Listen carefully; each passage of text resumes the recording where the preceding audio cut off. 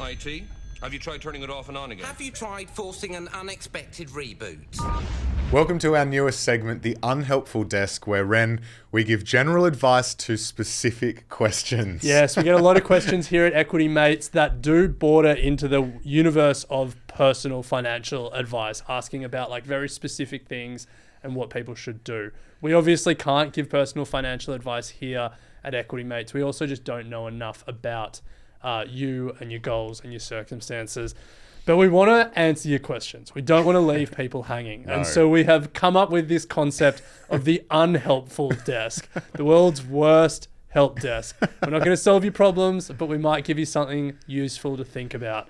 The next one comes in via Instagram from Jack. I'll just read it out, and then Bryce, you can share your thoughts. So Jack first started with a Raise account, raising up $10 or $15 a week, but recently opened another brokerage account and has started putting more of his dollars in that account.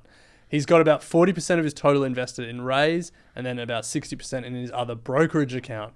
He's wondering at what point should he consolidate them into one account? Should he keep one or get rid of the other? Which one should he keep? Very common scenario, I think. We see a lot of people starting with a Raise-like app, feeling confident with investing and then looking to grow and take more control. So I think to start, Ren, you don't need to consolidate is the first thing, but there are a few things that Jack could consider. So firstly, reasons to consolidate, obviously simplicity, fewer accounts, easy to manage, simpler tax returns.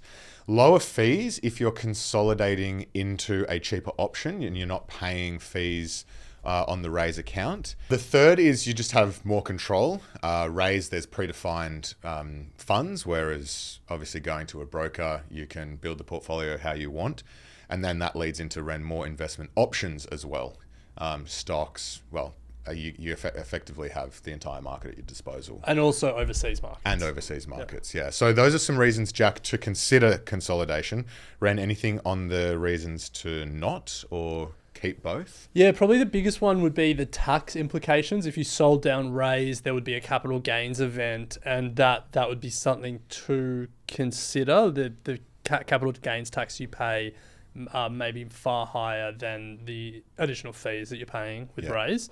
Functionality, you might like the roundup functionality of Raise. I don't think any brokers offer a roundup functionality, not that I can think of.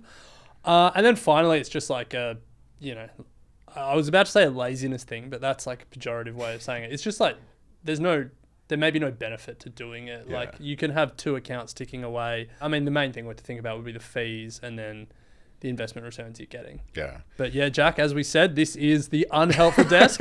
So we'll give you something vague, like think about the fees and the returns you're getting. Nice. I will say this about investing. Everything you do learn is cumulative. What I learned at 20 is useful.